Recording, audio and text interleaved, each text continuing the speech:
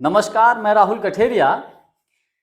4 राज्यों के विधानसभा के चुनाव में 3 राज्यों में भारतीय जनता पार्टी जीती और 1 राज्य में कांग्रेस पार्टी जीती। गोदी मीडिया में इस बात की चर्चा इस वक्त इस बात को लेकर अधिक हो रही है कि मोदी जी का जादू आज भी बरकरार है। यानी कि जो मध्य प्रदेश, छत्तीसगढ़ या राजस्थान में जो बीजेपी को जीत मिली है, ये मोदी जी की वजह से मिली है। और मैं आपको बताऊं, विधानसभा के चुनाव से पहले भाजपा ने एक रणनीति के तहत जो राजस्थान, मध्य प्रदेश और छत्तीसगढ़ में जो क्षत्रप थे, इनको पीछे करके मोदी जी का चेहरा आगे किया और उस पर हकीकत में चुनाव लड़ा गया। ऐसा नहीं कि चुनाव नहीं लड़ा, चुनाव लड़ा गया, लेकिन इन 3 राज्यों में बीजेपी को जीत मिली है। बहुत अच्छी खासी जीत मिली है, विशेषकर मध्य प्रदेश में तो पिछला रिकॉर्ड ही तोड़ दिया है। तो गोदी मीडिया में और तमाम जगहों पर इस बात को चर्चा हो रही, क्या मोदी जी का आज भी जादू बरकरार है? तो हम इसको समझने की कोशिश करेंगे, क्या मोदी जी के जादू की वजह से ये कांग्रेस हारी है या इसके कुछ अन्य कारण हो सकते हैं। तो देखिए, मैं आपको बताऊं, ये मेरा व्यक्तिगत मानना ये है कि कांग्रेस पार्टी जो हारी है 3 राज्यों में, तो कांग्रेस अपने नेताओं की वजह से हारी है, अपने नेताओं की गलतियों की वजह से हारी है। उदाहरण के तौर पर मध्य प्रदेश उठा के देख लीजिए। कमलनाथ जी का एक बयान, अखिलेश अखिलेश यादव जी उत्तर प्रदेश के पूर्व मुख्यमंत्री हैं, नेताजी श्री मुलायम सिंह यादव जी की विरासत को आगे बढ़ा रहे हैं।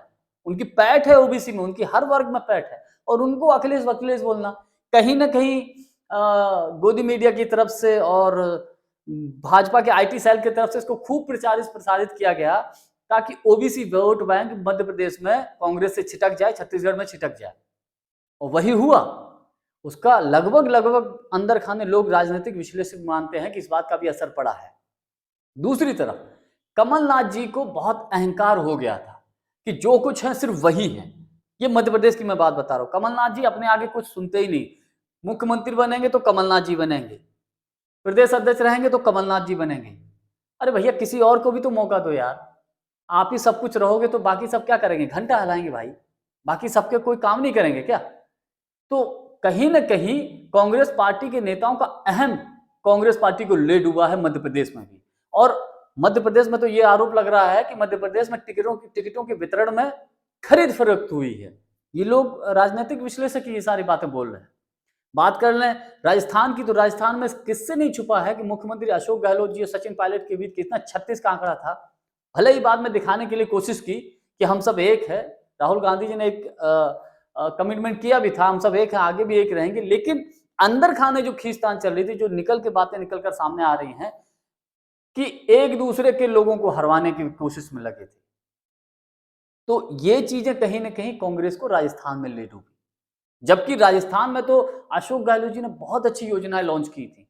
चिरंजीवी योजना तो मुझे लगता है कि दुनिया की सबसे बेस्ट योजनाओं में से है, वर्ल्ड की बेस्ट योजनाओं में है। लेकिन फिर भी जब एकजुट होकर नहीं लड़ते तो एक खामियाजा भुगतना पड़ता है। बात कर लेते हैं छत्तीसगढ़ की, तो यही हाल छत्तीसगढ़ में था। भूपेश बघेल जी एक बड़ा चेहरा, ओबीसी चेहरा है छत्तीसगढ़ में, लेकिन भूपेश बघेल जी, टीएस सिंहदेव जी जो है, आपस में इनमें 36 का आंकड़ा इनमें बनती नहीं थी। अंदर खाने खुलकर चाहे कुछ भी दिखाते हो। अंदर खाने राजनीतिक विश्लेषकों का मानना यह भी है कि एक दूसरे के प्रत्याशियों को हराने में लगे हुए थे, तो उसका खामियाजा ये भुगतना पड़ा कि पिछले चुनाव में छत्तीसगढ़ में बम्पर जीत मिली थी कांग्रेस को, और अब कहां जाके पहुंच गई है। तो मेरा व्यक्तिगत मानना यह है कि अगर इन सारी चीजों को अगर थोड़ा सा इसका आकलन किया जाए, तो कांग्रेस अगर यहां पर हारी है तो अपने नेताओं की वजह से हारी है, अपनी कमियों की वजह से हारी है। कांग्रेस पार्टी ने जातिगत जनगणना का खूब मुद्दा उठाया था, लेकिन ये फील्ड पे नहीं पहुंच पाया। राहुल गांधी दिन रात मेहनत करते रहे, राहुल गांधी जी, प्रियंका गांधी जी खूब मेहनत किए, सोनिया जी खूब मेहनत किए। क्या हुआ? उनकी मेहनत पर खुद कांग्रेस के नेताओं ने पानी फेर दिया।